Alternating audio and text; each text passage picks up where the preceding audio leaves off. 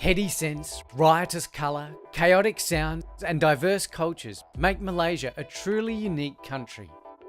It's a country of contrasts, from sari-clad women and colourful Islamic architecture to towering skyscrapers and wooden houses on stilts. Cool, majestic highlands give way to rich, humid mangroves and palm-covered plains. My name is Joshua. I am in a bit of a transitional phase of my life, in my third consecutive year off after high school, and I was just looking. I wanted to do some volunteer work somewhere. I'm Jessica. I'm from Sydney.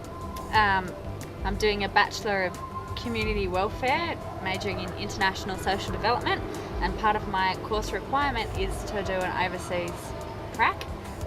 I went there because I was going overseas on a big trip just to see the world, and I really wanted to do something that was a bit more altruistic, I guess.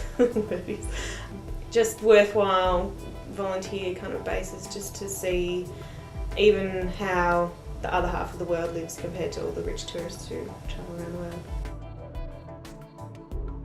The Lutheran churches in Malaysia have a number of social ministries where volunteers are welcome. These include a school and training centre for people with disabilities, and a home for abused and neglected children on the outskirts of the capital.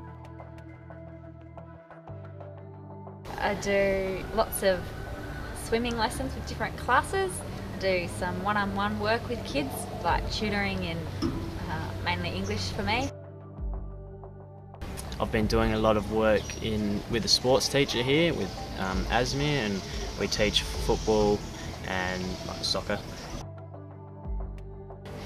Most days we're sort of helping in classrooms or with students, stuff with the kids a lot of the time for us.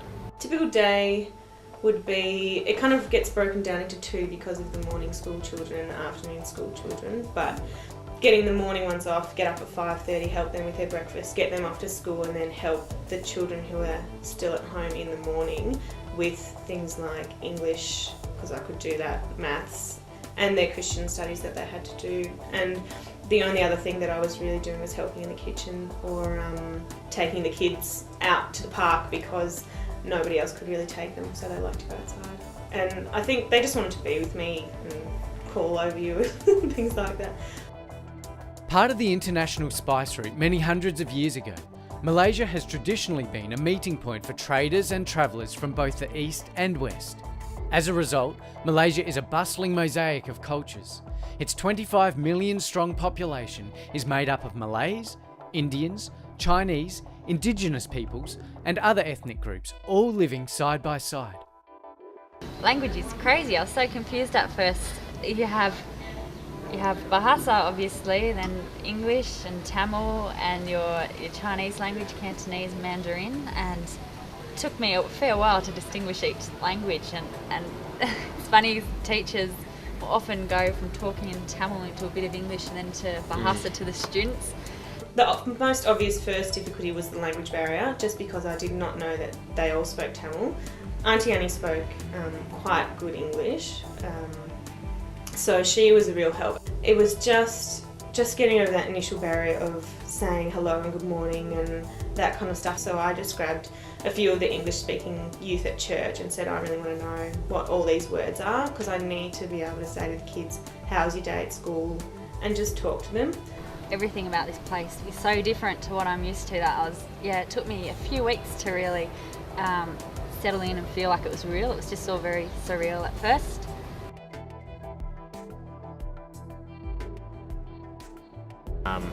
I think personally that just to learn a bit of Malay would be a big help for the kids here. That's one thing that perhaps I haven't done enough of, to try to be able to communicate with the kids better.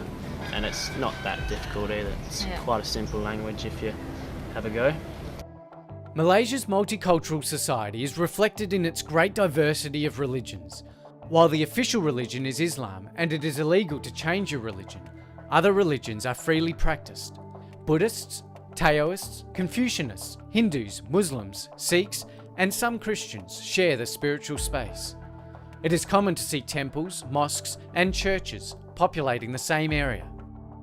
The main difference in the spirituality of Malaysia compared to Australia is like we talk about, everybody's something. You don't just have, Christians and a few Muslims and a few Hindus and then heaps and heaps of people who don't really have any real belief. Here you have Muslims, Hindus, Buddhists, Christians are the main sort of religions, and almost 100% will fit into one of those categories.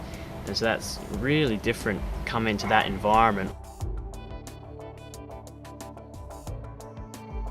Be willing to take a lot of initiative in what you do here. You don't just necessarily get that list of things in which you do each week or whatever, so you have to always be on the lookout for where you can help, where your specific skills could be used, and that can be really difficult at first, really difficult to get used to. It took me a while to get used to it, but then I realised that no one's going to say, right, you need to get up at 5 every day and get the kids and all that kind of stuff. So I kind of took it on myself that I really want to be involved with all of their day-to-day lives and every aspect of it. Malaysia is economically strong, with international trade playing a major role. Between the 1980s and 1990s, there was a shift from agriculture to a manufacturing and industry-based economy.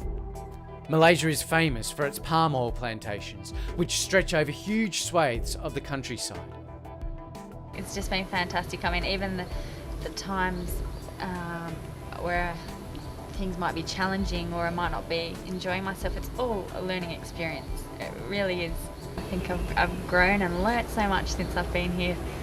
And no one would say that you're going to have this happy, joyous feeling like the entire time. Like Jess said, there's lots of challenges, and you go through tough times when a lot of people get sick here because of the different foods and climate and whatever, or you just find a certain aspect of the culture really tough to get used to, but that's all part of the experience.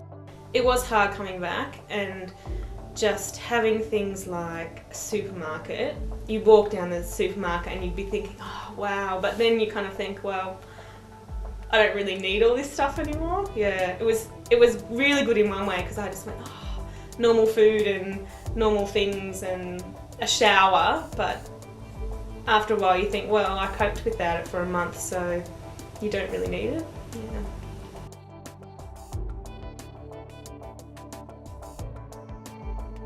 The kids are great. They are, like Josh said, they're so happy, and they're just so welcoming and accepting of volunteers. The people there are just so loving that your experience will it will be what you make it, but the people will really embrace you just because you're there and you're willing to give up your time for them. Consider Malaysia and meet God in the faces and lives of His people there.